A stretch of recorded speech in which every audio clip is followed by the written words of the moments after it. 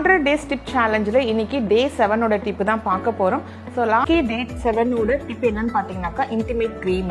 So already tip 5ல பார்த்தீங்கன்னாக்கா உங்களுக்கு வந்து இன்டிமேட் வாஷை பற்றி சொல்லியிருக்கேன். ஸோ அது வந்து நம்ம ப்ரைவேட் பார்ட்ஸில் வந்து அலர்ஜிஸ் ஏற்பட்டுச்சு அப்படின்னாக்கா அது வந்து க்ளீன் பண்ணுறதுக்காக நம்ம வந்து அந்த இன்டிமேட் வாஷ் யூஸ் பண்ணான்னு சொல்லியிருக்கேன். அதே மாதிரி மென்ஸ்ட்ரல் டைம்லலாம் வந்து நீங்கள் அதை யூஸ் பண்ணிங்கனாக்கா உங்களுக்கு வந்து எந்த அலர்ஜிஸும் ஏற்படாதுன்னு சொல்லியிருக்கேன். ஸோ அதே மாதிரி இந்த க்ரீம்ஸை நீங்கள் யூஸ் பண்ணிட்டு வந்தீங்க அப்படின்னாக்கா பாடி லோஷன் எப்படி அப்ளை பண்றீங்க இல்லை ஃபேஸ்க்கு மாய்ஸ்சரைசர் லோஷன்ஸ் எப்படி அப்ளை பண்றீங்களோ அதே மாதிரி இந்த இன்டிமேட் க்ரீமும் நீங்க அப்ளை பண்ணிட்டு வந்தீங்கன்னாக்கா உங்களுக்கு எந்த வித சைடு எஃபெக்ட்ஸும் வராது.